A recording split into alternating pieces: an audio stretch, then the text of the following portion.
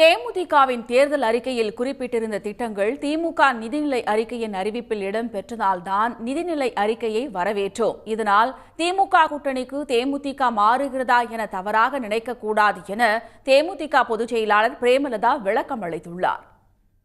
தேர்தல் அறிக்கையில் வந்ததை பட்ஜெட்ல சொன்னதுனால தமிழக அரசின் பட்ஜெட்டை தேமுதிக வரவேற்பதாக நாங்கள் சொன்னோம். அப்படியே நீங்க இதை அரசியல் ஆக்கணும் அப்படின்னு நீங்க நினைச்சீங்கன்னா இதுல எந்த அரசியலும் எந்த உள்நோக்கமும் கிடையாது. இதுதான் உண்மை. அப்படி பார்த்தா நேற்று அன்பு சகோதரர் திருமாவளவன் அவர்கள் பாஜக நேற்று மதுவுக்கு எதிராக ஒரு ஆர்ப்பாட்டம் நடத்திய போது கைது செய்யப்பட்டார்கள் எல்லா தலைவர்களும். அப்போ திமுக கூட்டணியில் இருக்கின்ற நமது திருமாவளவன் அவர்கள் பாஜகவுக்கு ஆதரவு தெரிவிச்சிருக்காரு.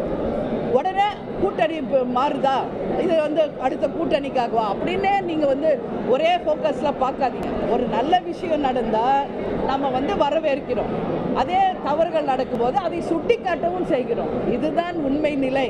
அதனால இன்னைக்கு அண்ணன் இபிஎஸ் அவர்களும் ஓபிஎஸ் அவர்களும் நேற்று சட்டசபையில் பேசியிருக்காங்க.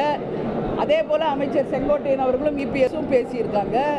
இதெல்லாம் நட்பு ரீதியாக இது கலந்து பேசிக்கிறது தான். அதனால ஒவ்வொரு வார்த்தைக்குமே நீங்க அதன் பின்னாடி அரசியல் இருக்கிறது, கூட்டணி மாறுகிறதா அப்படின்றத நீங்க ப்ரொஜெக்ட் பண்ணாதீங்க. உண்மை நிலை எங்கள் தேர்தல் அறிக்கை புத்தகத்திலே வந்த அந்த திட்டங்களை அறிவித்ததாக தமிழக அரசின் பட்ஜெட்டை தேமுதிக வரவேற்கிறது என்று சொன்னோம். உடனுக்குடன் செய்திகளை தெரிந்து கொள்ள சன் நியூஸ் பெல் ஐகானை கிளிக் பண்ணுங்க.